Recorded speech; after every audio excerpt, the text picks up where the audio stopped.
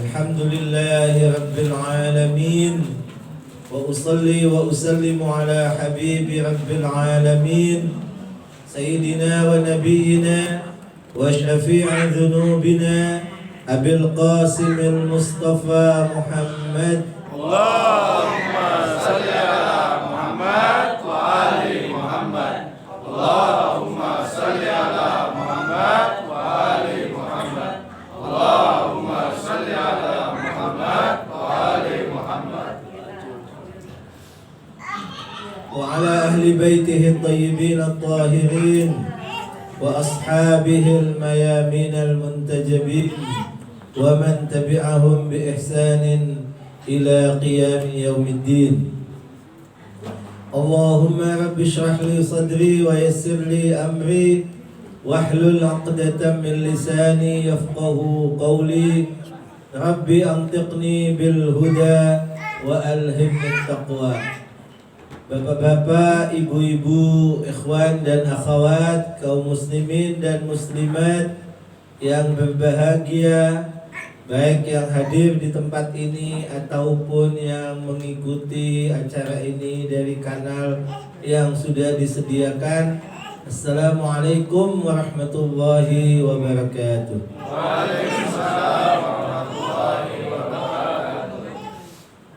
Alhamdulillah, kita panjatkan puja dan puji syukur kehadirat Allah Subhanahu wa Ta'ala yang pada malam ini, salah satu malam di bulan Rabiul Awwal, kita mendapatkan kesempatan dalam keadaan sehat memperingati dan merayakan hari atau maulid kelahiran Nabi besar Muhammad sallallahu alaihi wasallam. Mudah-mudahan peringatan maulid, majelis maulid yang kita adakan di tempat ini ataupun yang dihadiri oleh bapak-bapak dan ibu-ibu di tempat-tempat yang lain di bulan ini, semuanya adalah dicatat oleh Allah sebagai amal ibadah yang diterima di sisinya, sehingga akan mendekatkan diri kita kepada Allah Subhanahu wa Ta'ala dan sekaligus menambah ilmu pengetahuan kita serta menambah keimanan dan ketakwaan kita kepada Allah Subhanahu wa Ta'ala. Berbahagialah bapak-bapak dan ibu-ibu yang telah melantunkan salawat dan salamnya ke haribaan tercinta Nabi besar Muhammad sallallahu alaihi wasallam. Mengapa kita patut berbahagia dan bergembira dengan punya kesempatan untuk menyampaikan salam kita kepada Rasulullah? Yang pertama adalah karena Rasulullah sallallahu alaihi wasallam pasti menjawab salam-salam kita. Menjawab salam itu hukumnya adalah wajib, karena itu pasti dilakukan oleh Nabi kita Muhammad sallallahu alaihi wasallam. Dan itu artinya adalah menjadi alasan bagi kita untuk mendapatkan salam dari Rasulullah sallallahu alaihi wasallam. Salam dari Rasulullah itu artinya adalah doa beliau kepada Allah Subhanahu wa Ta'ala untuk kita, sehingga kita mendapatkan keselamatan dari Allah Subhanahu wa Ta'ala. Ketika Rasulullah mendoakan kita supaya kita mendapatkan keselamatan dan kedamaian dari Allah Subhanahu wa Ta'ala, maka tentu pasti kita akan mendapatkannya. Yang kedua, dalam sebuah hadis disebutkan bahwa man shalla alayya salatan sallallahu alaihi asyran. Barang siapa yang menyampaikan salawat dan salamnya kepadaku, kata Nabi, maka Allah akan juga berselawat kepada orang itu, bukan hanya satu kali seperti kita lakukan, tetapi Allah akan bersalawat untuk kita 10 kalinya. Itu artinya bahwa di malam ini ratusan atau pasti ribuan salawat dan salam dari Allah dan dari Rasulullah untuk kita semua, untuk hadirin dan hadirat semua yang hadir di tempat ini. Dan salawat dari Allah itu artinya adalah rahmat, ampunan dari Allah Subhanahu wa ta'ala untuk kita. Salawat dan salam dari Allah dan Rasulnya itu artinya adalah cahaya yang akan menerangi kehidupan kita, cahaya yang akan menerangi jiwa-jiwa kita. Karena itulah sangat penting menyampaikan salawat dan salam kita kepada Rasulullah Sallallahu Alaihi Wasallam, khususnya di bulan Rabiul Awal seperti ini. Perbanyaklah sebanyak mungkin kesempatan yang kita miliki untuk menghadiri majlis Maulid Rasulullah Sallallahu Alaihi Wasallam, baik itu dilakukan di musola, masjid, rumah, kantor, sekolah, ataupun yang lainnya. Ini adalah kesempatan besar untuk kita mendapatkan juga salam dari Rasulullah, salawat dari Rasulullah, serta salawat dari Allah Subhanahu wa ta'ala, yang sekaligus insya Allah akan menjadi bekal kehidupan kita lebih baik pada hari-hari berikutnya. Ala Nabi wa alihi salawat. Allahumma salli ala Muhammad wa ali Muhammad. Allahumma salli ala Muhammad wa ali Muhammad. Allahumma salli ala Muhammad wa ali Muhammad. Yang kedua tentu dengan memperingati Maulid Nabi besar Muhammad sallallahu alaihi wasallam adalah momentum yang sangat baik bagi kita untuk kita evaluasi diri kita masing-masing. Kita introspeksi diri kita masing-masing.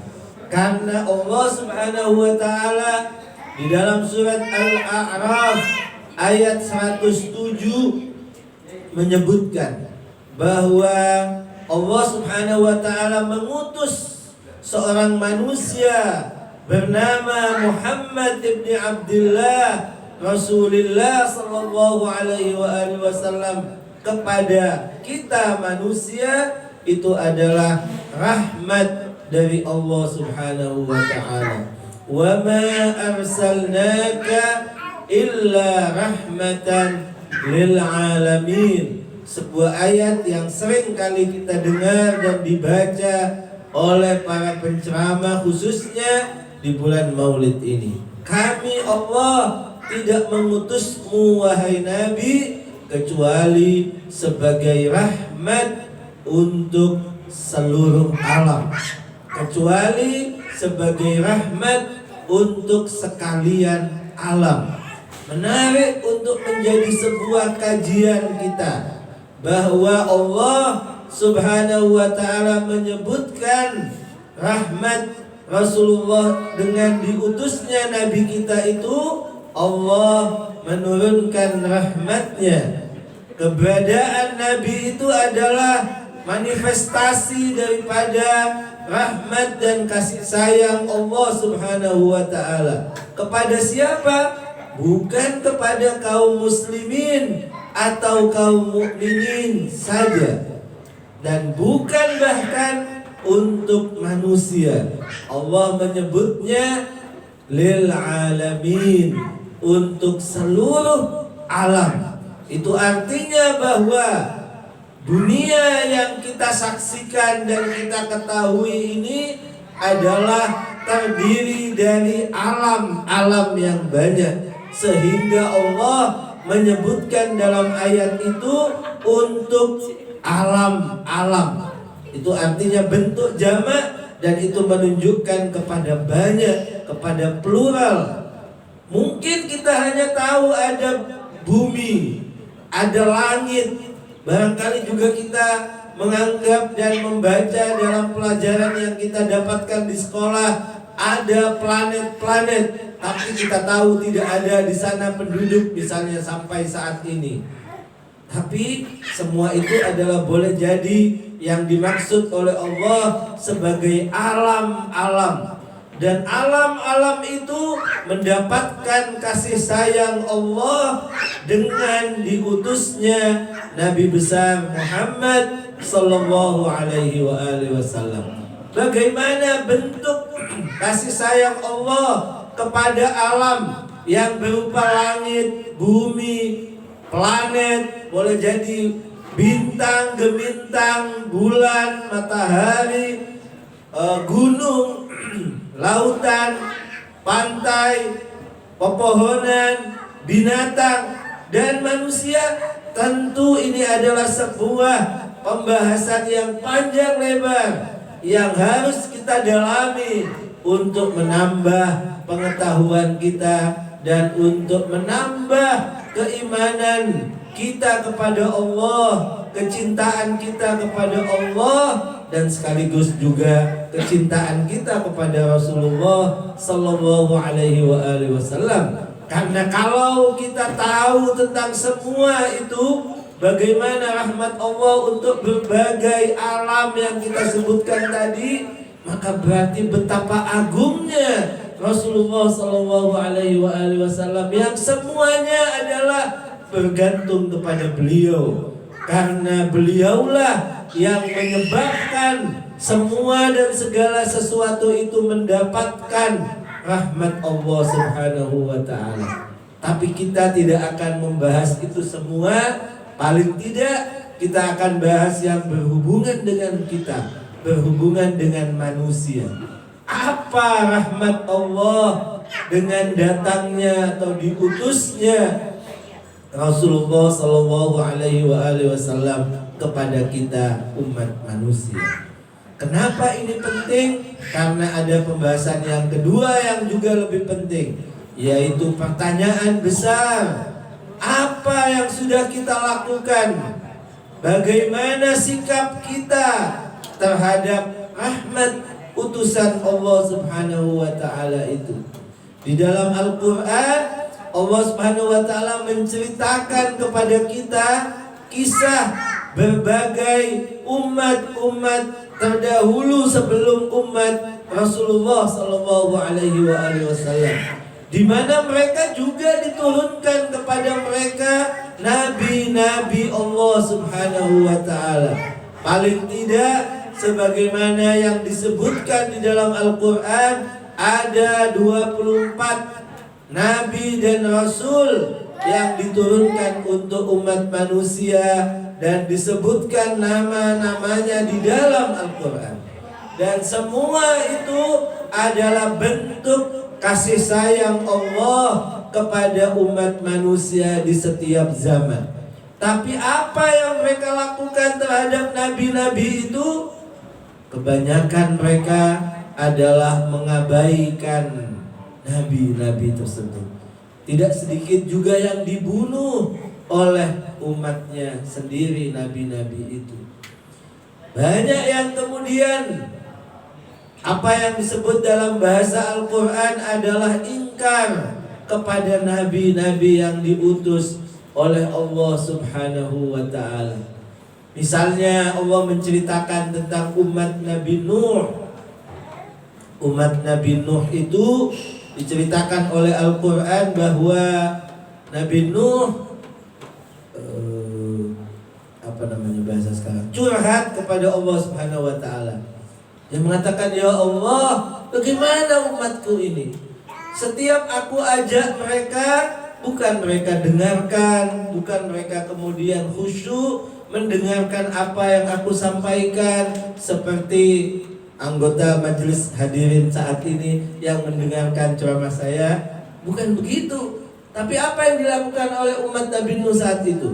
Al-Quran mengatakan, Rabbi kullama da'autuhum litaghfira lahum ja'alu asabi'ahum fi adhanihim wastaghshaw thiyabahum wa asarru wastakbaru istikbara. Ya Allah, kata Nabi Nuh, umatku ini kalau aku ajak mereka supaya mereka bersamaku menerima ajaran Allah, sehingga kemudian mereka diampuni segala kesalahan sebelumnya, mereka meletakkan tangannya, jari-jarinya ke lubang telinganya supaya tidak mendengar apa yang diucapkan oleh Nabi Nuh. Dan mereka tidak hanya itu, mereka menutupi kepala dan wajahnya dengan bajunya, seolah-olah tidak mau lihat, tidak mau lagi bertemu dengan Nabi Nuh alaihissalam. Akhirnya apa yang kemudian dilakukan oleh Allah setelah umatnya membangkang begitu? Allah turunkan banjir besar dan semuanya binasa, kecuali hanya segelintir manusia yang mau naik ke bahtera Nabi Nuh.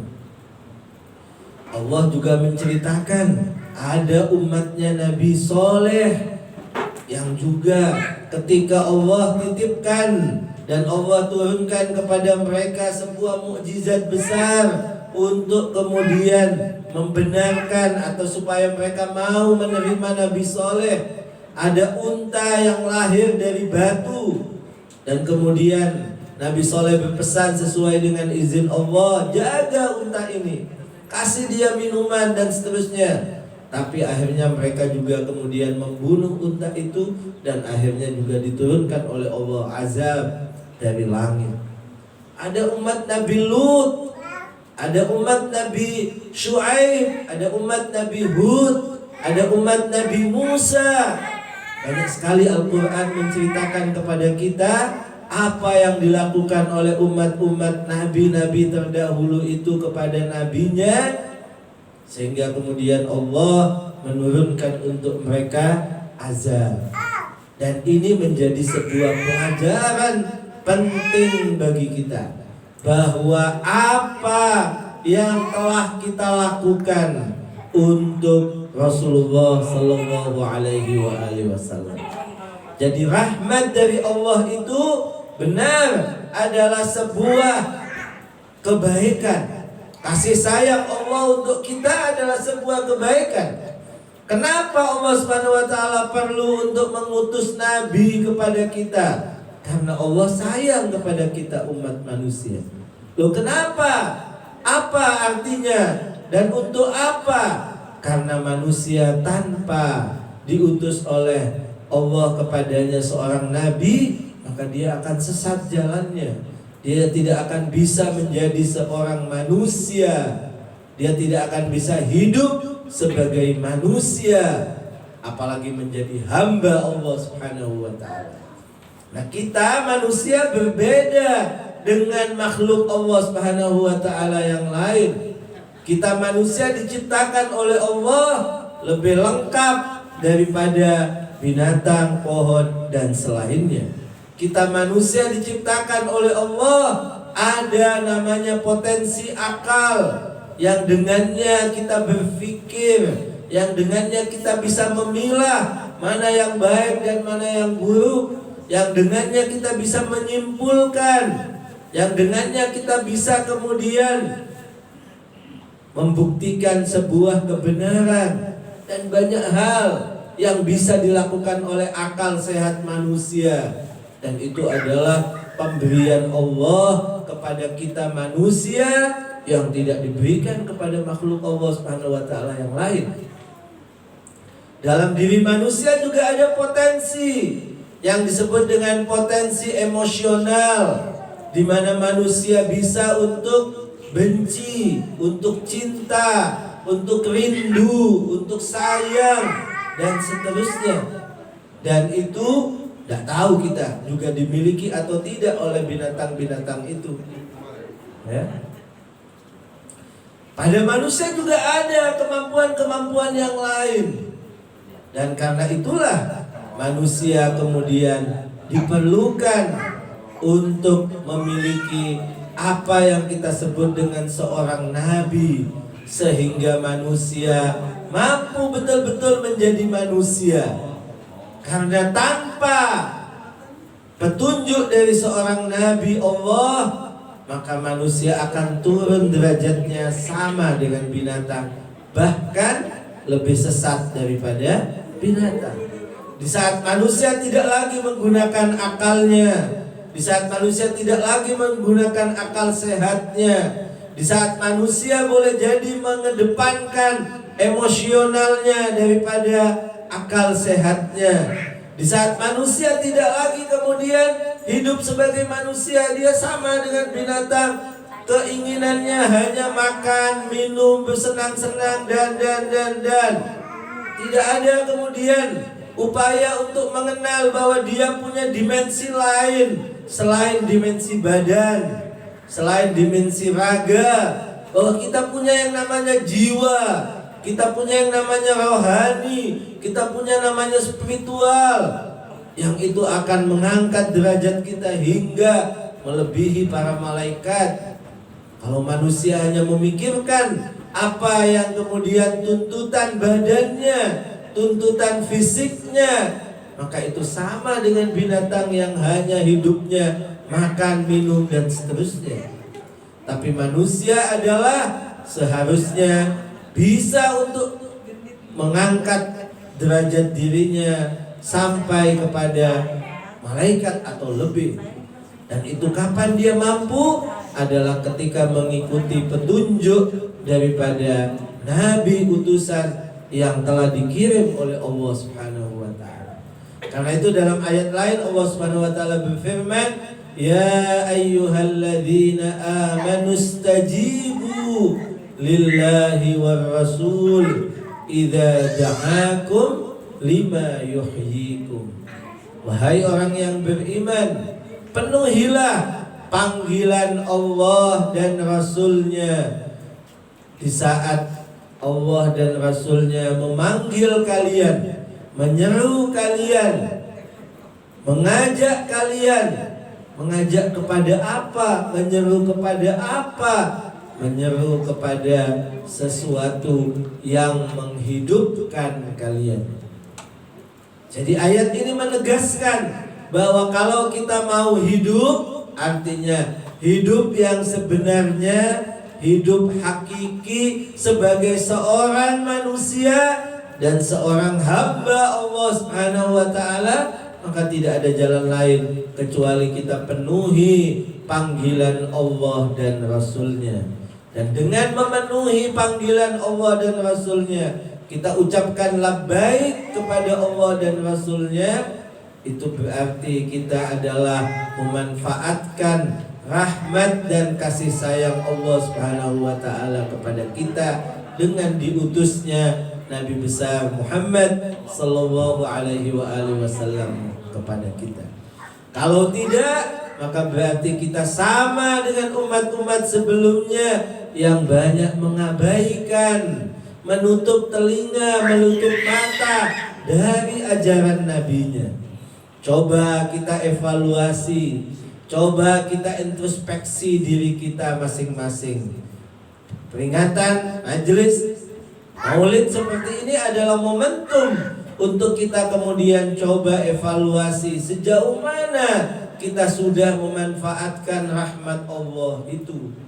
Kalau kita mengabaikan rahmat Allah itu, kalau kita tidak mau mendengarkan, menutup telinga dan mata kita dari ajaran Rasulullah, kita tidak menerima arahan dan ajaran itu, maka kita sama dengan umat-umat sebelumnya yang Allah Subhanahu wa taala kemudian turunkan azab untuk mereka. Memang ada kekhususan bahwa Al-Qur'an juga menyebutkan untuk umat Rasulullah sallallahu alaihi wasallam, Allah menyebutkan bahwa Allah tidak akan menurunkan azabnya, siksanya, wa anta fihim. Selama ada Nabi Muhammad sallallahu alaihi wasallam, Allah tidak akan menurunkan azabnya seperti umat-umat terdahulu yang walaupun ada nabinya, Allah turunkan azab kepada mereka, tapi Allah selamatkan nabinya. Dan di ayat yang lain, bahwa kami Allah tidak akan menurunkan azab kepada umat ini selama mereka yastaghfirun, selama mereka istighfar kepada Allah Subhanahu wa taala. Tapi sebuah pertanyaan tentu harus kita tanyakan kepada diri kita, karena ini akan dimintai pertanggungjawaban kelak di sisi Allah Subhanahu wa taala. Sejauh mana kita telah memanfaatkan rahmat itu? Sejauh mana kita mengabaikan rahmat itu? Coba setiap kita bertanya kepada diri kita masing-masing. Misalnya sebagai sebuah pertanyaan, kalau setiap hari kita mendapatkan waktu, kita diberi waktu oleh Allah Subhanahu wa taala, ada 24 jam waktu yang diberikan kepada kita. Anggap misalnya 6 atau 7 atau 8 jam kita gunakan untuk tidur, untuk istirahat. Berarti sisanya berapa? 24 dikurangi 8 artinya 16 jam. Pertanyaannya, 16 jam yang diberikan oleh Allah Subhanahu wa taala kepada kita setiap hari, berapa jam kita gunakan untuk kita lebih mengenal, belajar dari apa yang diajarkan oleh Rasulullah sallallahu alaihi wasallam. Berapa jam kita mengenal rahmat yang diturunkan oleh Allah Subhanahu wa taala untuk kita. Baik belajar itu mungkin mendengarkan dan hadir di majelis taklim, tapi tidak mungkin tiap hari kan? Atau misalnya membaca buku yang telah ditulis oleh ulama kita tentang apa yang diajarkan oleh Rasulullah sallallahu alaihi wasallam. Masing-masing kita harus bertanya, adakah waktu yang sudah kita khususkan dalam kehidupan seharian kita untuk kita lebih mengenal rahmat itu? Dan tentu nanti akan mengamalkannya. Kalau kita belum membacanya, belum mengenalnya, bagaimana kita akan mengamalkannya? Bagaimana kemudian kita dianggap sebagai umatnya yang betul-betul peduli kepada rahmat Allah Subhanahu wa taala itu? Ataukah kita tergolong mereka yang mengabaikan sehingga tidak beda dengan umat-umat yang terdahulu itu? Coba kita tanyakan kepada diri kita masing-masing. Dan dalam penelitian ini tidak bicara kita, tapi bicara tentang warga negara Indonesia secara umum. Masyarakat Indonesia itu minat bacanya adalah masih sangat rendah. Tahu enggak berapa ranking kita di antara beberapa negara di dunia? Ada yang tahu? Kita berada di ranking berapa kira-kira? Coba tebak. Kuis ini. Ya. Ya, UNESCO itu melakukan sebuah penelitian dari 62 negara yang diteliti dan kemudian dibandingkan minat bacanya, kita orang Indonesia itu berada pada urutan kedua, tapi bukan dari atas, kedua dari bawah. Ya, kita berada di urutan 62 dari 64 negara. Jadi sangat rendah sekali minat baca masyarakat kita. Itu katanya UNESCO. Coba kita teliti benar apa enggak ya? Kalau kita lihat kita sendiri kayaknya benar ya. Kayaknya benar ya. Ya. Sementara ada penelitian lain.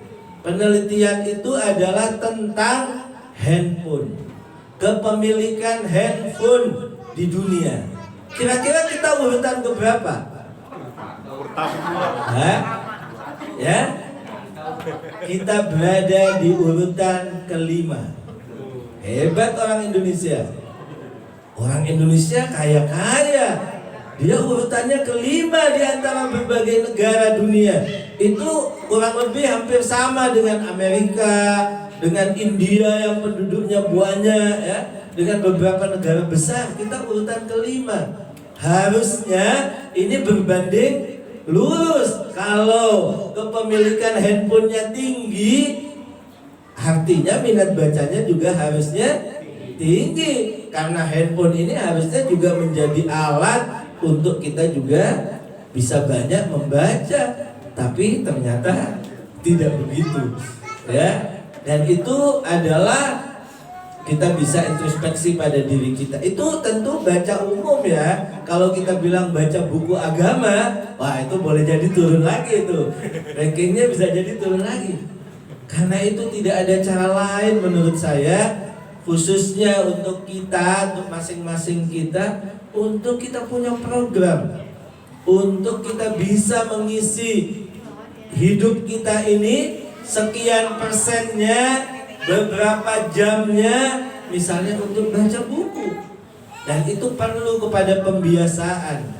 Kalau setiap kita mengikat dirinya, mewajibkan dirinya untuk setiap hari misalnya baca berapa ya? 10 halaman?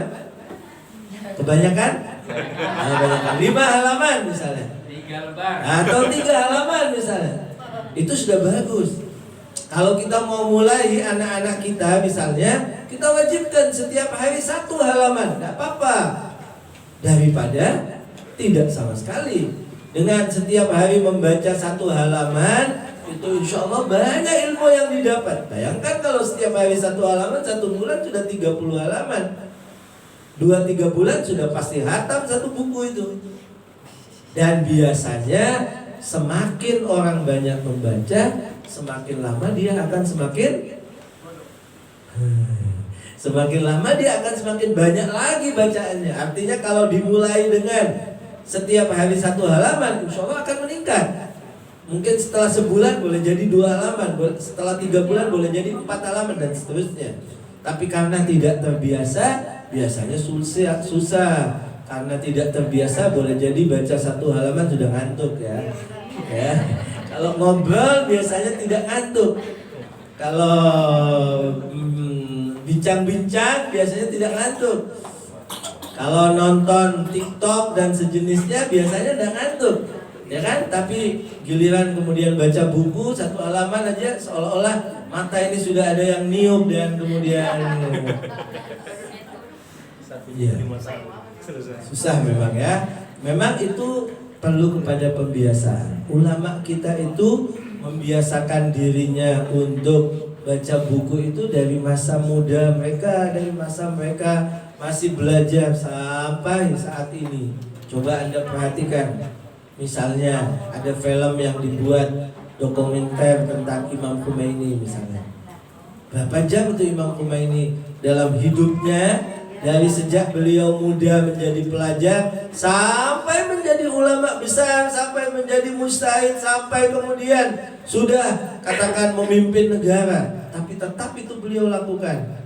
Ada paling tidak 2 jam dalam sehari beliau merenung terhadap apa yang beliau baca. Artinya boleh jadi 3 jam beliau baca buku dengan perenungannya. Selain tentu beliau ngajar, selain beliau nulis, semuanya hubungannya dengan ilmu. Itu mengenal apa rahmat Allah Subhanahu wa taala dengan diutusnya Nabi besar Muhammad sallallahu alaihi wasallam. Ya, ulama kita mencontohkan begitu, bahwa mereka adalah mengisi hidupnya dengan membaca dan membaca, sehingga banyak ilmu pengetahuan yang didapatkan, sehingga terbiasa kemudian akalnya, pikirannya untuk kemudian mendapatkan ilmu dan berpikir kritis dan tidak mudah menerima. Karena bahaya kita mendengar sesuatu kemudian oh iya kemudian betul dan diikuti, padahal dia tidak terbiasa untuk kemudian mengkritisi, tidak terbiasa untuk menanyakan. Nanti ada orang yang mengklaim bahwa dia sudah bertemu dengan misalnya Imam Mahdi, bertemu dengan Rasulullah, dengan mudah bisa dipercaya dan diperdaya dan seterusnya. Agama kita khususnya dari mazhab Ahlul Bait punya kebiasaan untuk menimbang segala sesuatu itu dengan akal pikiran. Akal pikiran yang diberikan oleh Allah Subhanahu wa taala kepada kita itu harus menjadi panglima, harus menjadi yang menentukan. Dia tidak boleh kalah dengan potensi-potensi lain. Dia tidak boleh kalah dengan perasaan kita. Karena yang menyampaikannya itu menyampaikannya lembut, kadang-kadang keluar air mata. Berarti benar ini. Belum tentu. Ya, belum tentu hanya karena penampilan kemudian katakan menangis berarti benar. Ya, belum tentu.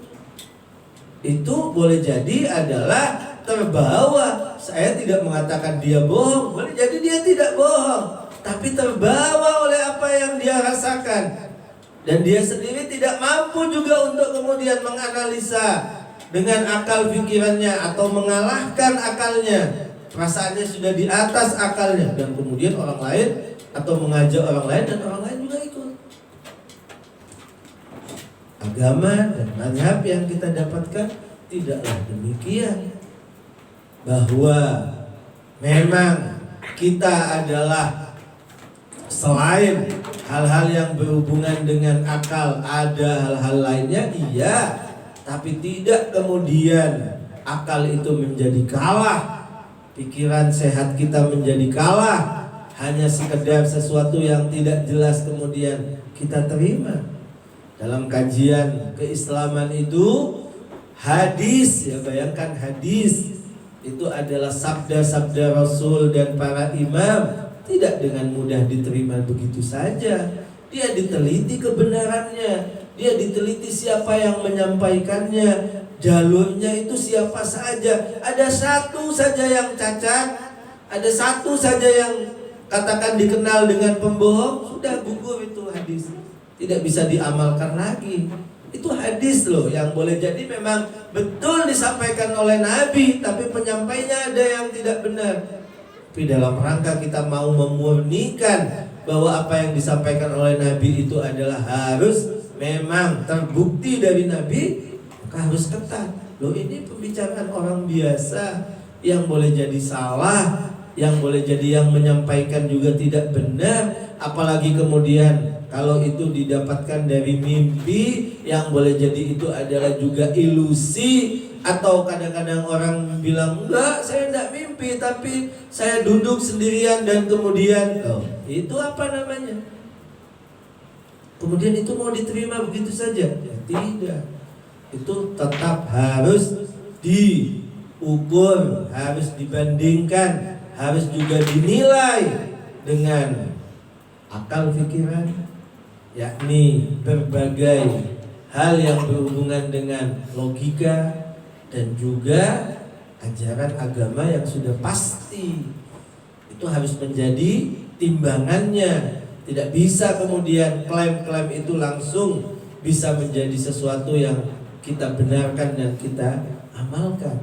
Benar, kita meyakini, ulama kita meyakini bahwa orang pada makom-makom tertentu dengan kebersihan jiwanya, dengan ilmu yang sudah tinggi, dia sampai kepada makom yang kemudian punya kemampuan untuk disebut dengan musyahadah, punya kemampuan untuk syuhud. Dia boleh jadi ada katakan pandangan-pandangan terbuka, hijab-hijab yang tertutup bagi kita atau banyak orang, tapi bagi dia terbuka. Kita yakin itu ada.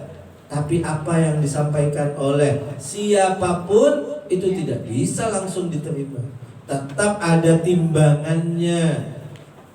Dan kalau benar apa yang dia sampaikan, dia adalah hanya untuk dirinya, tidak untuk kita. Tidak untuk kita. Jadi ada hal-hal yang memang dia punya otoritas untuk diterima oleh semua.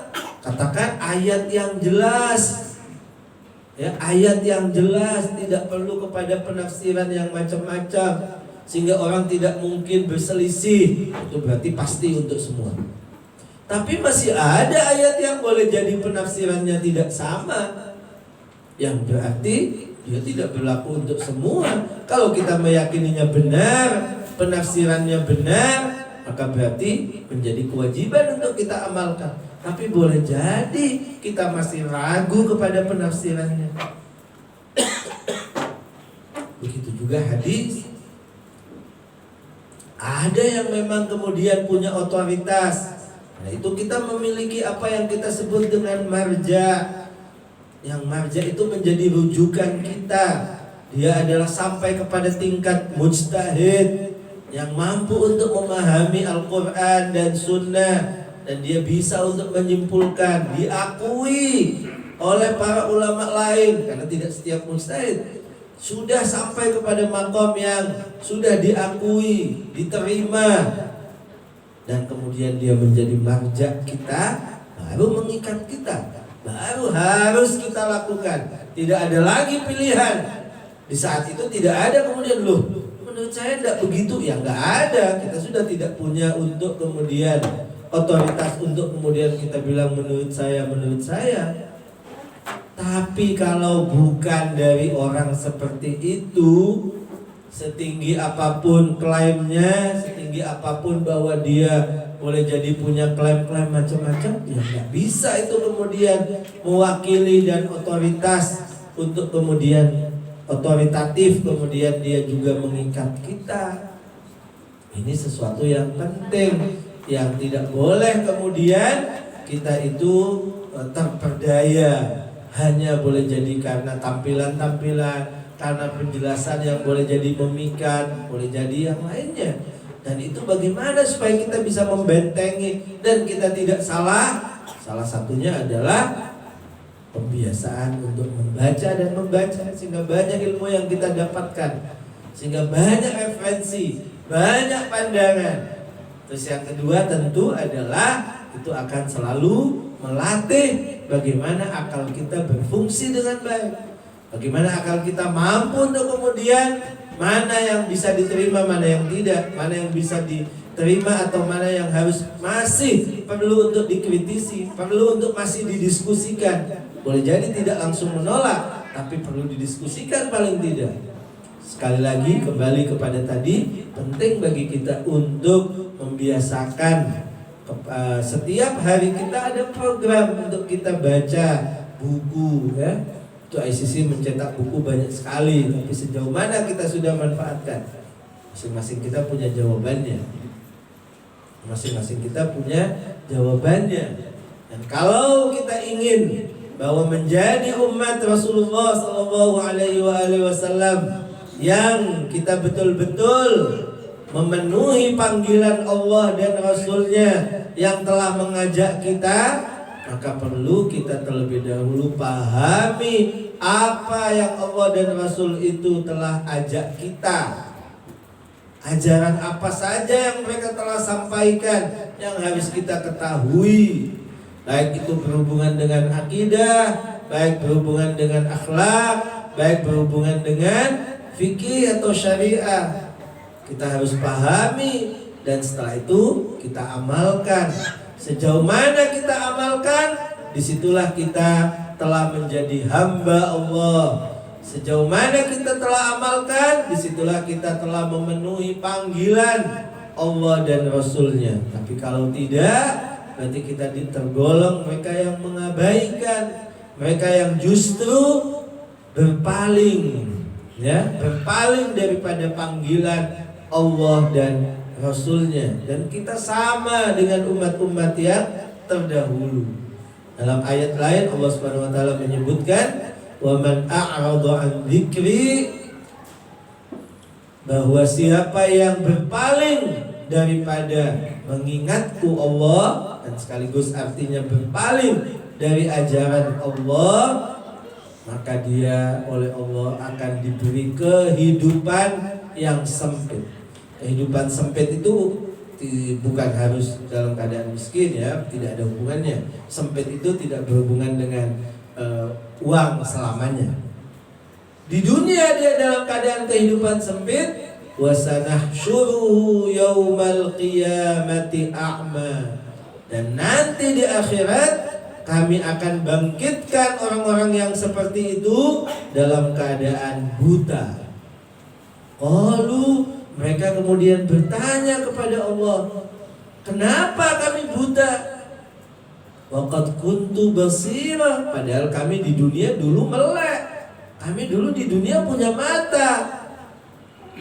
Kenapa sekarang dibangkitkan buta? Maka kemudian datanglah jawaban bahwa dulu engkau di dunia memang melek, tapi mata itu tidak difungsikan dengan semestinya. Yang Allah berikan kepada kita mata, kita tidak gunakan untuk lebih mengenal ajaran Allah dan Rasulnya, tidak digunakan untuk membaca. Justru kita pejamkan mata kita, justru kita berpaling. Dulu kami berikan mata tapi engkau lupakan, tidak kamu gunakan. Fakadzalikal yauma tunsa, maka hari ini pun engkau dilupakan, sehingga sepertinya tidak punya mata. Itu adalah peringatan Allah Subhanahu wa taala kepada kita, yang mudah-mudahan momentum memperingati Maulid seperti ini adalah menjadi motivasi bagi kita untuk kita bisa lebih banyak mengenal ajaran Allah dan Rasulnya, baik untuk diri kita, begitu juga untuk anak-anak kita, untuk keluarga kita. Karena tidak boleh kemudian kita hanya memikirkan diri, melupakan keluarga, melupakan anak-anak. Mereka akan juga menjadi generasi yang akan datang. Tidak boleh terjadi lost generation. Tidak boleh kemudian mereka adalah tidak kita pikirkan. Al-Quran menyebutkan bahwa nabi-nabi itu selalu memikirkan keluarga dan generasi yang akan datang. Misalnya kita dalam doa diajarkan dalam Al-Quran, Rabbi ja'alni muqimas salati wa min dzurriyyati. Ya Allah, jadikan aku orang yang mendirikan sholat. Cukup? Enggak. Tapi jadikan juga ya Allah dari keturunanku orang-orang yang mendirikan salat. Itu Nabi yang berdoa seperti itu. Kalau tidak salah Nabi Syuaib atau Nabi Yakub. Di ayat yang lain Allah Subhanahu wa taala mengatakan bahwa kewajiban seperti sholat yang boleh jadi sebagai simbol, ya, wa'mur ahlaka bis-shalah wastabir 'alaiha.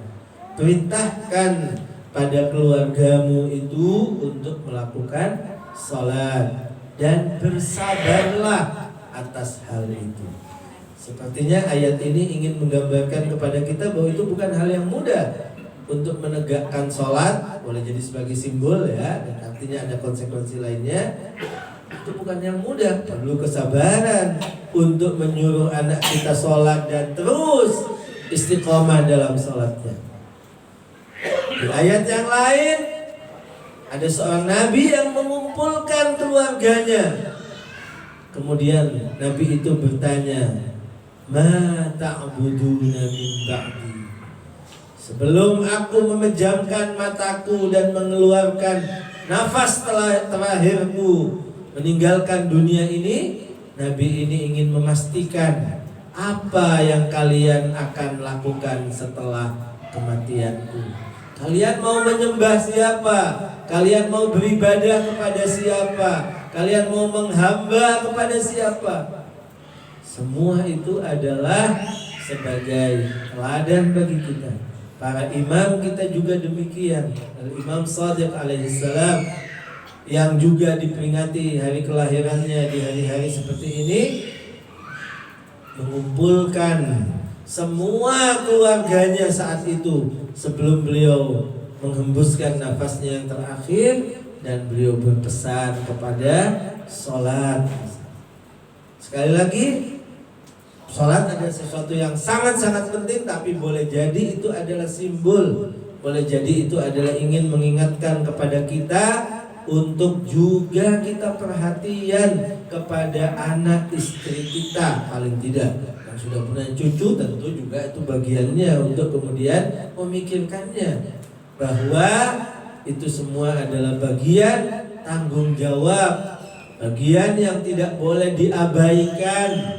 Kalau tidak, kita akan dimintai pertanggungjawaban di sisi Allah Subhanahu wa taala. Mudah-mudahan Allah Subhanahu wa taala selalu membimbing kita hari demi hari, kita mampu untuk lebih mengenal tugas-tugas kita, baik tugas personal, tugas komunal, tugas kepada keluarga, tugas kepada anak, tugas kepada istri, tugas kepada suami, tugas kepada cucu, tugas yang lain, yang semua itu adalah ada di pundak kita. Kita harus lebih mengenal dan setiap hari bertambah pengetahuan kita, dan tentu kita mohon kepada Allah kita juga mampu melaksanakannya sehingga kita tergolong sebagai hamba-hamba Allah yang soleh, hamba-hamba Allah yang benar sebagai hambanya, hamba sejatinya, dan kita juga menjadi umat Rasulullah Sallallahu Alaihi Wasallam yang betul-betul memanfaatkan rahmat Allah yang telah diturunkan untuk kita manusia. Kurang lebihnya mohon maaf. Wabillahi taufiq wal hidayah. Wassalamualaikum warahmatullahi